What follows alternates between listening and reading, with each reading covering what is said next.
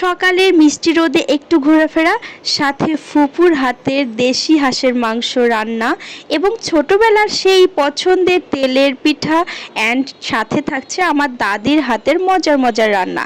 হ্যাঁ, আজকে আমি কোথায় আসলাম বলেন তো? সো হ্যালো এভরিওয়ান, আসসালামু আলাইকুম। কেমন আছেন সবাই? আই হোপ আপনারা সবাই ভালো আছেন, আমিও ভালো আছি। বরাবরের মতো বড় একটা ভিডিও নিয়ে চলে আসলাম ছোট রাঁধুনি রুমা থেকে, আমি রুমা।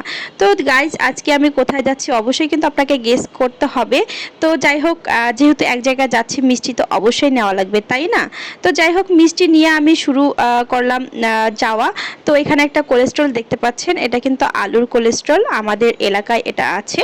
দেন এই যে প্রকৃতি দেখতে দেখতে যাচ্ছি, প্রকৃতি এত সুন্দর দেখেন, দুই পাশে সবুজ সবুজ সবুজ, মানে এত সুন্দর এই জায়গাটা। তো যাই হোক, জায়গা দেখতে দেখতে মোটামুটি আমি ফুপুর বাসার কাছাকাছি চলেই আসলাম, দেখতেই পাচ্ছেন।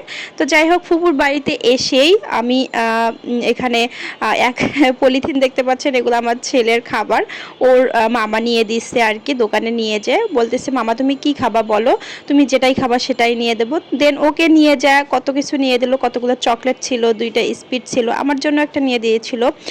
দেন আমরা সকাল সকাল আর কি একটু মিষ্টি রোদ খাচ্ছি। যাই হোক, আমি কোথায় এসেছি সেটাই কিন্তু এখনও বলা হয়নি। তো আজকে আমি এসেছি আমার ছোট ফুপুর বাড়িতে, বিয়ে খেতে এসেছি। এবং আমি যখন ঢাকা থেকে আসি, আমার ফুপুর বাড়িতে না আসলে ফুপু অনেক রাগ করে, তো সেজন্য আসতেই হয়। আমি সবসময় আসতে পারি না, তো যত সম্ভব চেষ্টা করি, কারণ যেহেতু আমি অনেক দিন পর পর বাড়িতে যাই, আর বাড়িতে গেলে সবাই এরকম মোটামুটি সবার বাড়িতেই যাওয়া লাগে, নয়তো সবাই রাগ করে। তো যাই হোক, এখানে দেখতে পাচ্ছেন আমার দাদি রান্না বান্না করছে। আমার দাদির হাতের রান্না এখনও অনেক মজা, মাশাল্লাহ মাশাল্লাহ। আমার দাদি এখনও অনেক স্ট্রং আছে, বয়স কিন্তু অনেক হচ্ছে। সবাই দোয়া করবেন আমার দাদির জন্য, দাদি যেন আরও আরও অনেক বছর বেঁচে থাকতে পারে। তো যাই হোক, ফুফু কিন্তু এদিকে হাঁস জবাই করেছে, তো রেখেছিল আমার জন্য। তো হাঁস এদিকে পরিষ্কার হচ্ছে, আর অন্যদিকে রান্না বান্না হচ্ছে রাতের খাবার। আর আমার ফুপুকে নিয়ে কি বলবো, আমার ফুপুকে নিয়ে যদি বলতে চাই, বলা আসলে শেষই হবে না। আমার ফুপু সবার থেকে বেস্ট, সব ফুপুদের থেকে বেস্ট আমার যতগুলো ফুপু আছে। তো আমার ফুপুর অবস্থা কিন্তু আগে ওরকম ভালো ছিল না, কিন্তু তারপরও মন মানসিকতা এত ভালো। তো আল্লাহর রহমতে আমার ফুপু এখন সব ফুপুদের থেকে ভালো আছে, ভালো খাচ্ছে। সবাই দোয়া করবেন আমার ছোট ফুপুর জন্য।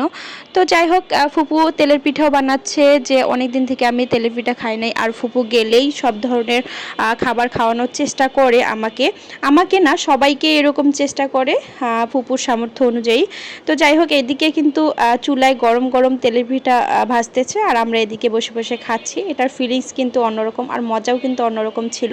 তো যাই হোক, এখানে কিন্তু মিষ্টি কুমড়া ঘাড়ি রান্না করছিল গরুর মাংস দিয়ে, আর এদিকে হাঁসের মাংস। তো আজকের মতো ভিডিওটা এখানেই শেষ করছি। সবাইকে আসসালামু আলাইকুম।